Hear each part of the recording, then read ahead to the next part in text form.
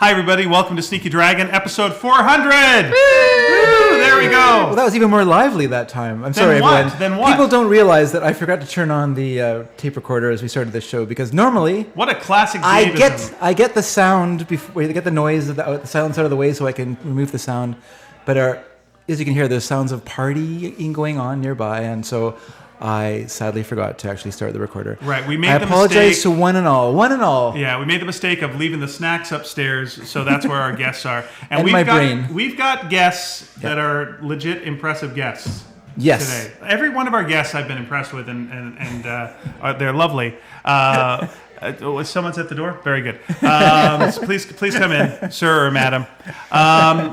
But today is especially special, and our first specially special guest has been a friend of mine for decades. Wow. We started off doing theater sports together. The first official late night show I ever did for theater sports, she was there, and she did much better than me. She got 2 laughs. I got none. My parents afterwards went, she was good. It was great. I've never forgotten it. I've always resented it. After every show of ours, she usually comments, and it's always delightful to hear her comments. But she's here in person right now. Louise Moon, yay! Yay! I should forget to turn on the recorder more often. We got even more information out of there and some pretty interesting... Is this cutting into my 10 minutes? No. Okay, go. Not at Go. all. All right, we can okay. do the 10 minutes. By the way, thank you for wearing your Sneaky Dragon shirt. It's my favorite shirt. Where did you get this shirt from? How did this shirt come to be? I requested it.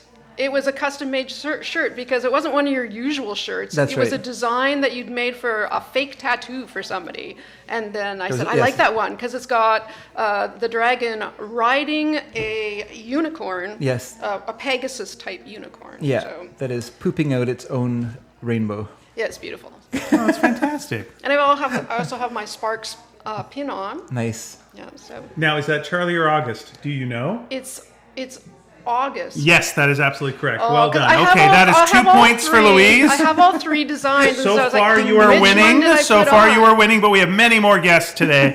You'll see. And remember, the winner gets nothing really. That's at all. Thank you so much for coming. Thanks for bringing snacks. You also brought your sister, Jackie, That's right. who's always a delight to see. Yeah, And- sometimes I mention her in my comments that my sister and I went to see this movie. Well, this is the sister. There you go. My Right. sister, the home ec teacher. Yeah, so And some people think it's a Fight Club type thing, and perhaps you are that person and are a little bit insane. But Oh. she's really here. You can She all is. see her. Yeah. Buildings will not be falling by the No, end of this. no. Oh, that's too bad. No, it'll be fantastic. It's the one David Fincher film you like. It's the one David Fincher film I like, and I was hoping we would destroy the banking system with this 400th episode, but apparently not. Darn. All right. Now I'm going to turn to Louise because you have an agenda, it Yes. seems like. Okay. I have 2 things. All right. You have 2 things. First of all, I have a gift for you and Dave. Actually, it's a re-gift. It's something that someone gave to me, and I'm now giving to you in hopes that you will use it towards your spin-off podcast, Ostentatious. Oh, great. So- great. There you go. Austin, we Please- have talked please about open. Austin. Well, let's just say what that is. That would be a Jane Austen podcast. That'd be the Jane Austen in the Media podcast I Yeah. plan to do, yes. Yep. Oh, very nice. All right. So then I guess you should probably reach into this since okay. it's ostentatiously based. Okay. By the way, we have our friend Vicky Van is videotaping this, and next week we'll be releasing the video with some bonus stuff. So now you'll be my able to goodness. see Dave's delightful look. This gift is on fire. Listen, it's crackling. Okay. That would be the tissue paper. That's my Foley art. Yeah. Oh, thank you very much. So One this more is example. Marvel's graphic novel adaptation of Pride and Prejudice. Yes. And yes. why it's different is it's Kitty Pryde from the X-Men back in the time of Jane Austen. That's right. She tries to she finds love, but unfortunately she can phase through anything, so no one can touch her. I'm not sure that that's correct, but And the prejudice, of course, is the prejudice that mutants face. Yeah, being an X-Man. I think that's Pride with an I, not with a Y. Why? Because this is the actual classic edition. Yes. So I would like you to review it for me and see if you have the same reaction to the graphics as I do. Okay, cool. Because I have a manga version of Pride and Prejudice yeah. as well, Uh-huh. which is interesting. So yeah, it's the I don't know what you want to call it. It's the story that keeps on giving. Yes, it's like irresistible to us. Yeah, I too am fascinated by the many facets of Jane Austen. Okay, well, I'm going to have you on Austen. Has there ever been a anime of Jane Austen's work at all? I don't know. Okay, there we go. Asked and not answered. Yeah, I don't know either. That's all we can hope for. There are so many. There's been so many versions of Jane Austen's Pride and Prejudice done that there's like 5 of them are gone, entirely gone, disappeared forever, just because. I don't know if it's a funny story, but when I first got my e-reader for Christmas from my sister, who is sitting over there, I decided to download Pride and Prejudice from the library as my inaugural ebook. Don't blame you. Unfortunately, I clicked on something called Pride/Prejudice, and it was a totally different novel. But, did you read it all? I did. So are you a person who Three subtle differences. Yeah. I think the bisexuality of Bingley was a surprise. Okay, that's okay. I don't want to. You don't want to spoil it for people. No. That's right. But are you one of those people? And when they walked around the room, they walked around the room. Are you one of those people, though, when you start reading a novel, you have to finish it? You can't? Pretty much. There are only a few I've abandoned, I'm the same. It's a problem. Yeah, I try to stick to it it to the bitter end. There's only one book I've never finished, and that's Moby Dick. Oh. And I've gotten bogged down in the same chapter both times, which is the cetology chapter where he describes whales. Oh. And for whatever reason, it's so boring that I cannot push myself past it onward. So do you know how it ends? One day. Yeah. I guess I know how it ends because through cultural osmosis, you pretty much know the entire story of Moby Dick. I just know it because it was a Saturday morning cartoon in the early 70s. Really? Yeah. I only know it because where he solves mysteries. Yeah. And I'm not lying. The whale solves mysteries. The whale represents death, and yet he solves mysteries. Well, that makes sense then, because he has a working knowledge of death. Yeah, I would assume that all the murders are just him. He just goes, well, this is the right kind of death. Then case solved. Yeah, and there was no Ahab, but that would have been great if every episode ended with like Ahab getting a little closer to him each time. Yeah, or Ahab could have been like his Dr. Watson.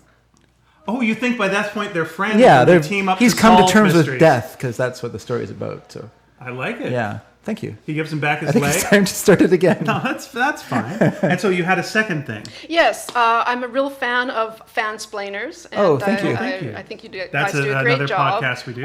One reason is because after I see a movie, I forget pretty much all the plot points, but you recap them again, and that sort of solidifies them in my memory, and I get to enjoy the movie all over again. Well, you're with the added bonus of us disagreeing over it. Yes.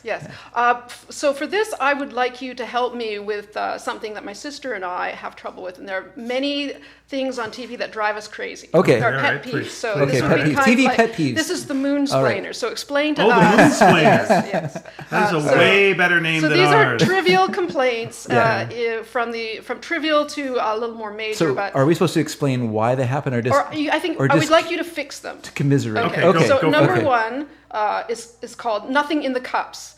I hate that so much. Yes. I know exactly what you're talking about. When they pick like the full cup of coffee. Or the takeout cup. Cup, full cup of coffee, and then they just there's absolutely nothing in it. There's no weight. They are really bad at mime. Or they drink like this. Yeah. Hot cup of coffee, just got it. And then glunk, glunk, glunk, glunk. Full, it would just be right down your shirt. I know from being in television why they do it is because if it were to spill, if there were real coffee there, that would take a long time to clean up. So they don't. What if it was just water? For that. What if it was just water? No, even so, you'd have people with blow dryers or whatever. Couldn't they have Couldn't they fix it by having cup-sized weights? That was my idea. It's like you should have whatever is supposed to. If it's 8 ounces, it's half a pound of something in there. Okay. Yeah. My sister-in-law works on TV occasionally. Right.